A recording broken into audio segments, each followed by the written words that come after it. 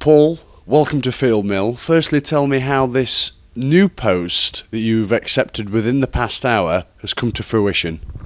Well, I'm very good friends with the manager. I'm very good friends with Russell. And I was speaking to Russell yesterday and he made me aware that the position became vacant. So I was really interested because I was a coach at Coventry Academy and I work in a college. So it was good for me. It was a prompt and it was something that it positioned itself well in my life so that I could come and work with the youths. Now, there's no doubt about it, because we've had a 2-year exile from the Football League now, we have lost the parachute payments. That is a separate issue. However, having said that, people are still confused, I think, about the state of the youth structure here at Mansfield Town Football Club. Now, we know that there are talks ongoing with the Chad Youth League about the younger players, i.e. the under-16s, but primarily you'll be dealing with the under-18s. So what is the situation there with the under-18s? Just explain it to us in layman's terms. Well, they will be fed almost into the first team if good enough. That's what we want to do. We want to develop these young players and make sure that they can receive the best coaching, receive the best chance that they can do, and come in and be good players, come in and hopefully we can eject them and elect them into the first team. So the under-18s team, i.e. the youth side, will carry on as it did last season and as it does at most football clubs? Well, I understand that, yeah. It's almost like a reserve team, so to speak. So these young men have got a great chance in proving how good they are and proving with good attitude and with good grounding in what they want to do, we can get these people and young players to become better. So when they come into the 16, 17 and 18, these guys should be ambitious enough to want to aim at the first team, and that's what we're here for. How many players have you got to work with? Well, we'll find that out on Monday, because obviously it's very early days for myself. I've only just come into the door, so I haven't met these players. I will need to meet these players. There are, as I understand, around 8 second years who are here, so we'll have a good look at them, and around 7 first years who are going to come into the building. So hopefully we can work with those guys and just see where they're at. And just to confirm, we are competing in the Youth Alliance as we did last season in the North East Conference section, correct? Yeah, that's what I understand. It'll be a good league and it'll be a good test for them, i.e. these lads will be training alongside first team players as well. So they're receiving a little bit of extra work as well. They'll be doing extra work with myself because I'll be looking to develop those players. What's been your brief here? Well, my brief is to come in, head up the youth department and to come in and improve players, come in and coach and come in and improve the players. I've got vast experience, otherwise I wouldn't be here right now, and I've been working in developing players for the last 2 years in a college, and we've been working at obviously developing players at Coventry Academy as well. So come in and coach and do as well as you can. What are your immediate priorities? My immediate priorities is to get a team, come in here, get to know the players, help them to relax, get them to know me, get me to know them, and and have a good time. But play football with a smile on their face. That's what I want them to do.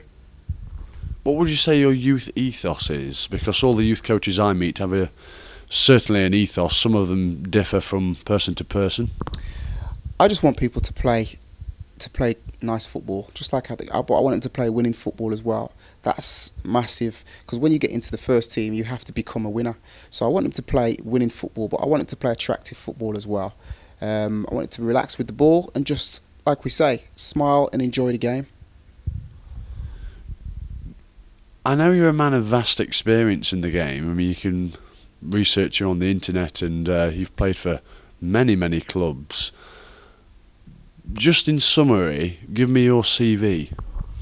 I started off at Torquay United, played 100 games, and then Portsmouth came in for me. I was transferred to Portsmouth, where I found myself playing with international footballers. Found myself playing at a very, very high level, which was, compared to League Two, it was Championship.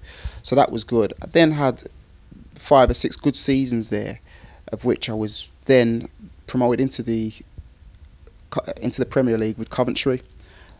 Having said that, I was playing with internationals again, playing with some very, very good players in Robbie Keane, in Roland Nielsen, Dion Dublin, Gary McAllister, Gordon Strachan, to name but a few. It was a really good team there.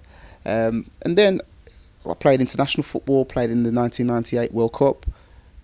Massive experience for myself and the players that were around me at the time.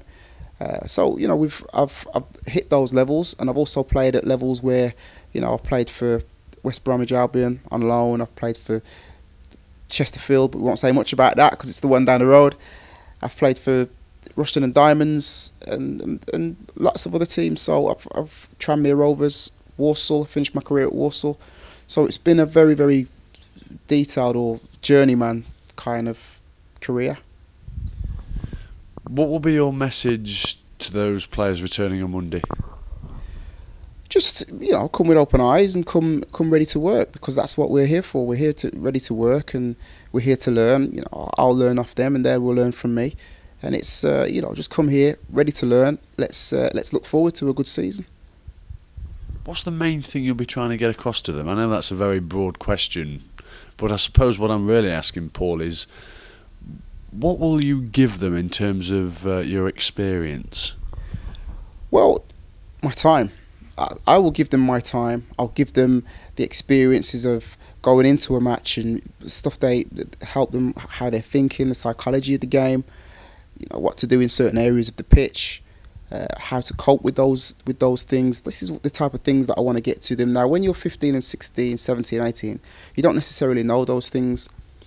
But obviously when you're 38, you do know those feelings, as the gaffer does, as Russ does. You know those feelings. So what I just want to do is be able to help them in their career, like coaches in my career when I was 16, 17, 18 helped me. What can they expect of you? They can expect me to be fair. Very, very fair. They can expect to be respected, because I respect anybody who I coach. Yeah, but that has to work both ways, of course. But they can expect advice and good advice from what I'm giving them, both on and off the pitch. I look forward to speaking to you in more detail about the youth system next week. But for now, welcome to Field Mill. Thank you. It's a pleasure to be here. I mean, like I say, I played down the road with the enemy, so to speak. But I mean, that was good times. I've been here as a player. I've been on both winning and losing teams here. So you know, it's a good place to come and work, because it's got some good memories for me. Thanks, Paul. You're welcome.